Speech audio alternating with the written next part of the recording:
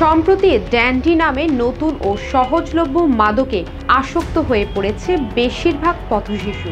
ড্যান্ড্রাইট adhesive বা ড্যান্ড্রাইট নামের আঠাটিকেই মাদক সেবীরা ড্যান্ডি বলে চেনে। আঠায় থাকা কার্বন ট্রাইক্লোরাইড, টলুইন, অ্যাসিটোন ও বেনজিন স্বাভাবিক তাপমাত্রাতেই বাষ্পে পরিণত হয়।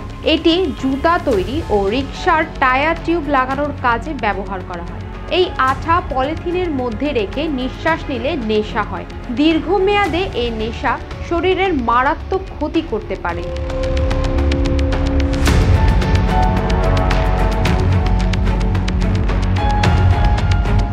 চিকিৎসা বিজ্ঞানের ভাষায় ব্লু স্নিফিং নামে পরিচিত এই ভয়ঙ্কর নেশার কারণে শিশুদের শরীরে অনেক ধরনের ক্ষতিকর প্রভাব দেখা দেয়।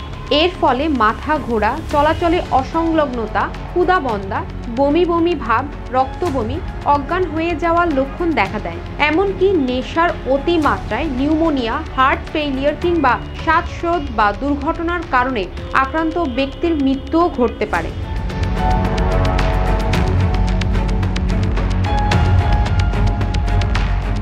এছাড়া যক্ষ্মা, এইডস, যৌনবাহিত নানা রোগ, অ্যাজমা, ব্রঙ্কাইটিস, লিভার সিরোসিস এবং ক্যান্সার ছাড়াও মানসিক রোগে আক্রান্ত হতে পারে আসক্তরা। মাদকদ্রব্য নিয়ন্ত্রণ অধিদপ্তরের গবেষণা ও ইউনিসেফের বিশেষজ্ঞদের তথ্য অনুযায়ী শুধুমাত্র ঢাকা শহরেই ড্যান্ডিতে আসক্ত পথশিশুর সংখ্যা প্রায় ৭৫,০০০। কেন শিশুদের মাদক নিয়ন্ত্রণ সম্ভব হচ্ছে না? এই ব্যর্থতার দায়ভার কার? শহরের প্রধান সড়ক, দোয়েল চত্বর, রেল স্টেশন, পুরাতন জেলগেট সহ অলিগলি থেকে শুরু করে পাড়া মহল্লার সবখানেই পথশিশুদের মধ্যে দেখা যাচ্ছে এই মাদক সেবনের প্রবণতা। তারা দিনভর বিভিন্ন জায়গায় ভিক্ষা, চুরি, ছিনতাই সহ বিভিন্ন অপরাধে জড়িয়ে নেশার টাকা জোগাড় করে।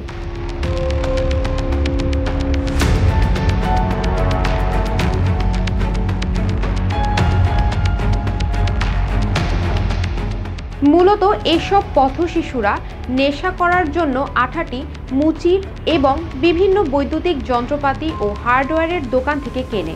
ঢাকা এবং নারায়ণগঞ্জের শহরতলি সহ আশপাশের এলাকায় ছড়িয়ে পড়েছে ড্যান্ডির ব্যাপকতা। লাগামহীন পাগলা ঘোড়ার মতো ছুটে চলেছে এর বিস্তৃতি। ড্যান্ডি এখন পরিণত হয়েছে মরণ নেশায়। এর প্রতিকার হিসেবে পথশিশুদের ড্যান্ডি গ্রহণ থেকে বিরত রাখতে জনসচেতনতাকেই একমাত্র লক্ষ্য হিসেবে মানছে মাদকদ্রব্য নিয়ন্ত্রণ অধিদপ্তর। এরই সাথে মাদক নির্মূলে সরকারের পাশাপাশি সমাজের সবাইকে এগিয়ে আসতে হবে। মাদক শুধু একজন ব্যক্তি কিংবা একটি পরিবারের জন্যই অভিশাপ বয়ে আনে না, বরং দেশ ও জাতির জন্য ভয়াবহ পরিণাম ডেকে আনছে।